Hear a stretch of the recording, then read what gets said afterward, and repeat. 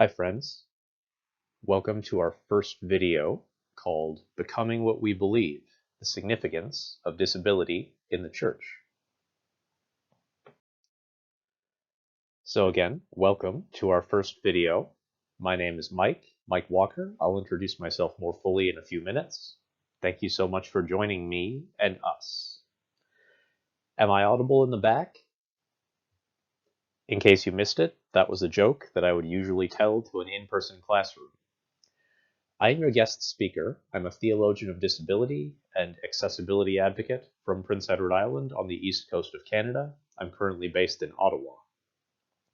And a few weeks ago, your Center for Academic Excellence, particularly Sharon Chua, asked me to talk about my research in theologies of disability.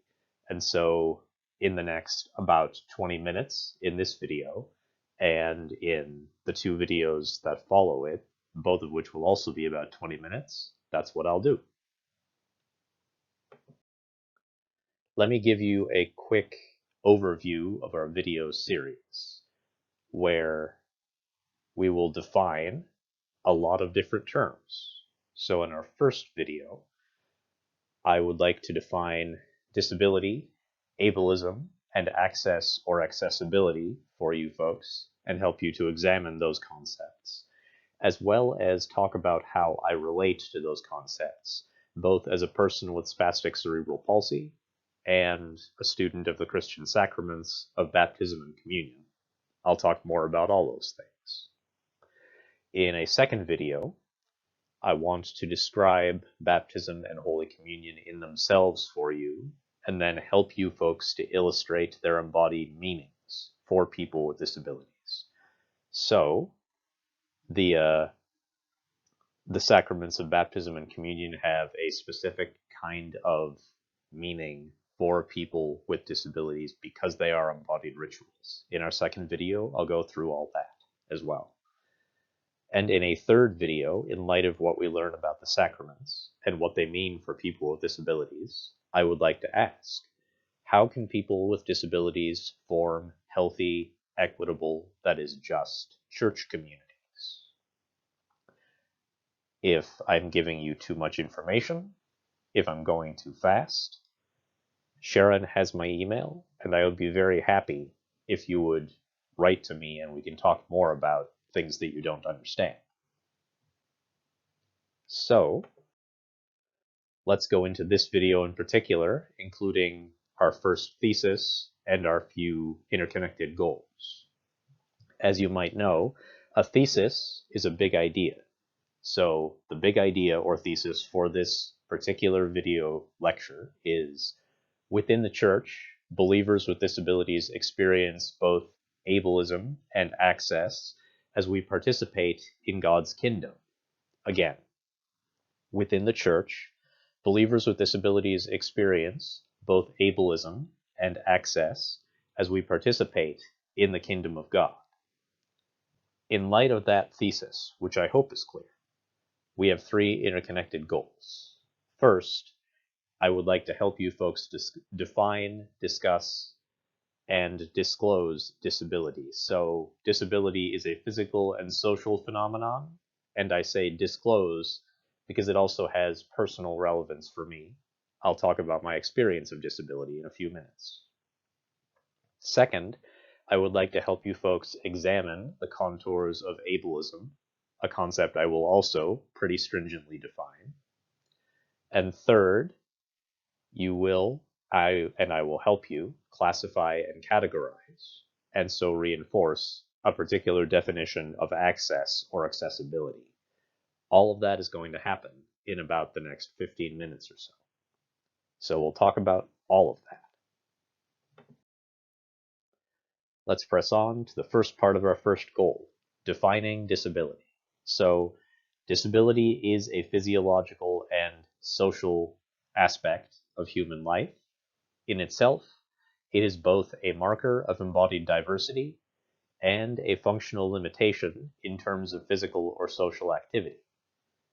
Some folks cannot do what people would consider regular tasks in normal or normative ways, And there are a number of theologians, including Jenny Weiss-Block, who is a Catholic disability advocate, and Amos Young, a Pentecostal theologian at Fuller Seminary in California, who talk a lot about that experience that people have of the world.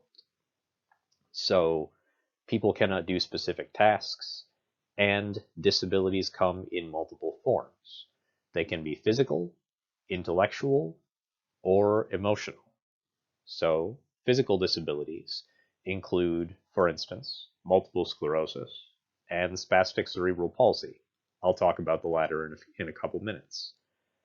Intellectual disabilities include, for instance, the autism spectrum and some learning disabilities. And emotional disabilities could include anxiety and depression and other mental health conditions. If people tell you that anxiety and depression are not disabilities, you can tell them that they are incorrect, politely, and that I told you so.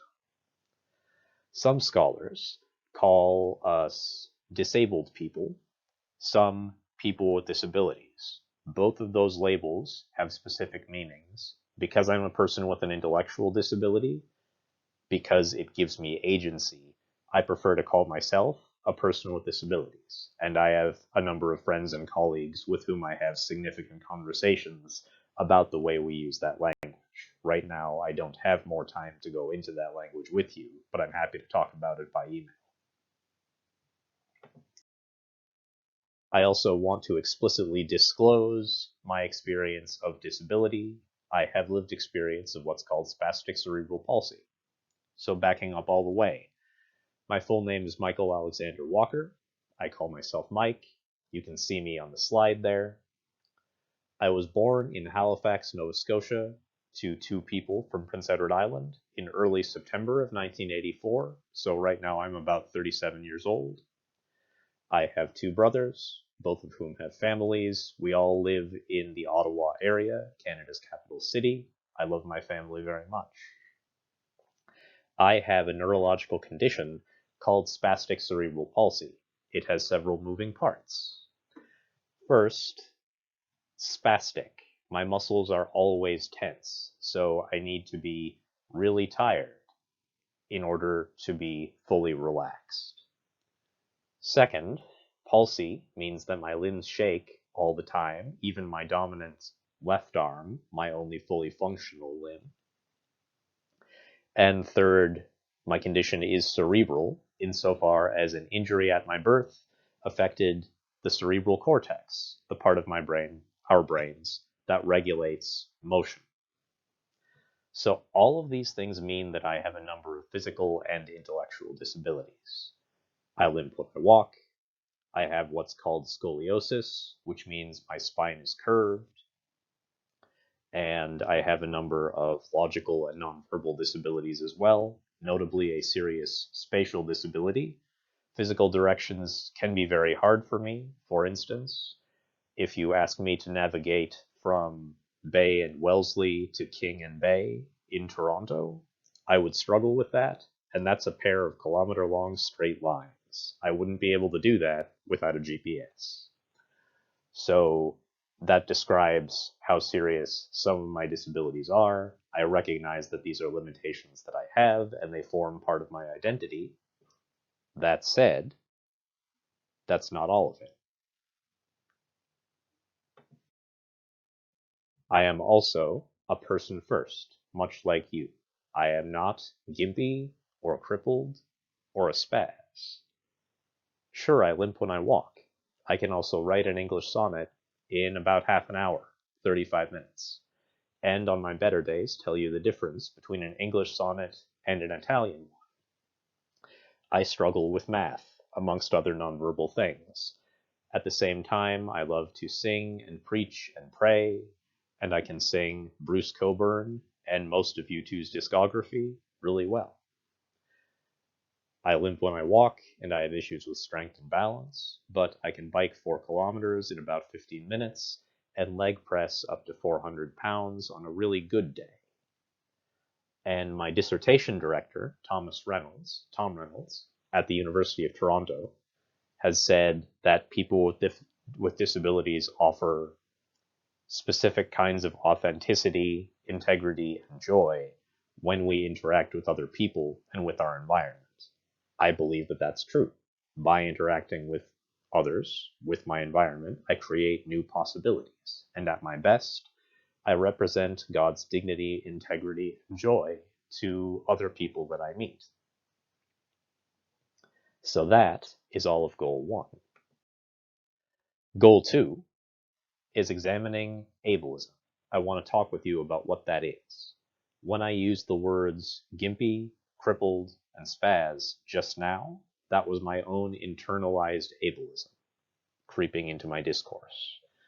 So ableism, simply put, is systemic and personal discrimination against and oppression of people with disabilities by people of able body. There is a more nuanced set of definitions that goes with that, but that's the dictionary definition. It's systemic and personal discrimination against people with disabilities. Let's talk a bit more about that in particular. On the slide, you can see a picture of a smiling James Charlton. So Jim Charlton is a sociologist of disability and disability activist who uses a wheelchair. He works at UIC, a university in Chicago. And he depends pretty heavily on Marxist theory in one of his most important books called Nothing About Us Without Us. In that text, from 1998, he talks about what he calls disability oppression. He says it has several aspects. Dr. Charlton claims that people with disabilities are marginalized in an economic sense, and I think this is true. For instance, I know from some of our public policy research here in Canada that Canadians with disabilities live closer to the poverty line than do Canadians of able body. Dr. Charlton also states that our culture, our Western capitalist culture, ignores our experiences of embodied difference. When was the last time that you saw a person with multiple sclerosis or a person with mental illness properly represented in a TV show, for instance, or a film? People are getting better at that, but it's nowhere near where it could be. People with disabilities, says Charlton, also internalize half-truths and untruths about our embodied experience. I am a theologian of disability, and I've had to do more than a decade of unlearning in order to have the kind of conversation that we're having now, because there are so many things that are ingrained into me from our culture that are not true about disability.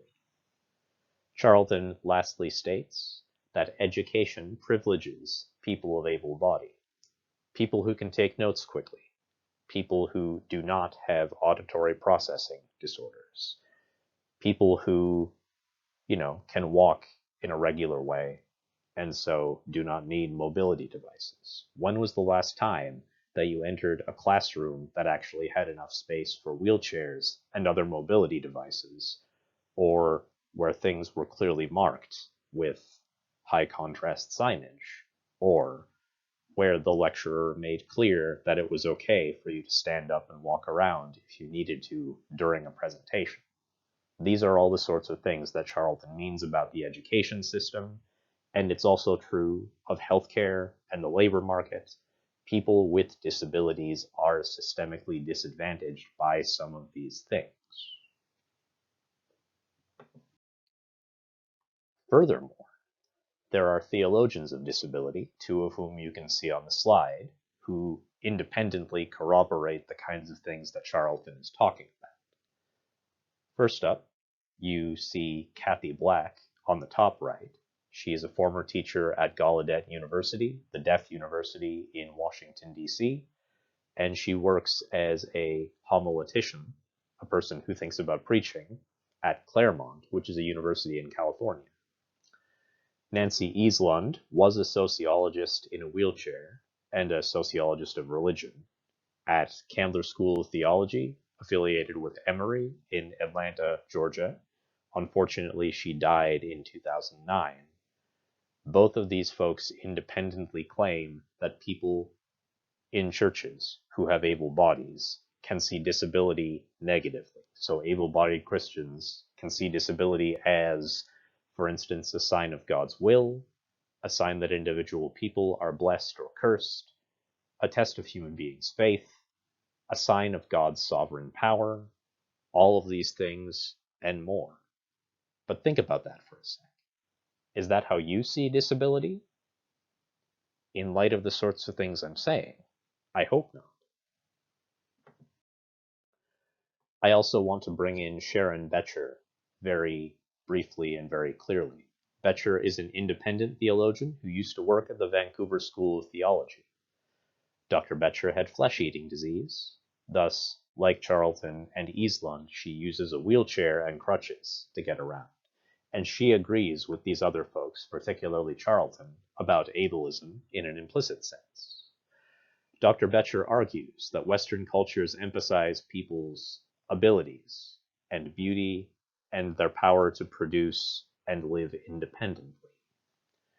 In one of her texts, Spirit and the Politics of Disablement, a rather difficult text, she uses words like normate, which means temporarily able-bodied person, an awful lot. And Becher argues that normates see people with disabilities as defective or burdensome on society. However, is that true? Is any of that true? Are people with disabilities actually weaker, more vulnerable, defective, or burdensome? Think about what Jesus says and what Jesus does. Do you think that Jesus would leave a wounded man bleeding on the side of the road? Think about what he says about the Good Samaritan in Luke chapter 10. Would Jesus ignore the needs of people who are blind, or those who have internal bleeding, like the woman in Mark 5, or those who have mental illnesses, like the man in Luke 8 in Gerasa? No, I don't think so. In fact, I think that Jesus would say that people with disabilities and people of all abilities are made in the image of God.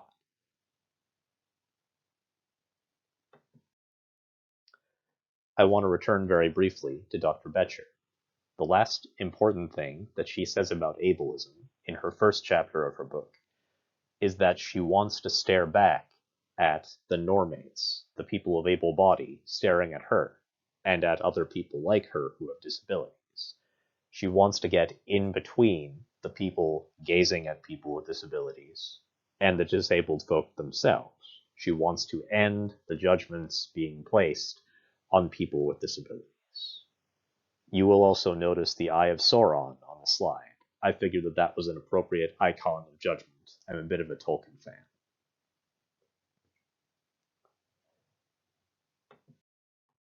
All of that very stringent definition of disability and of ableism, leads us to our third definition of access or accessibility.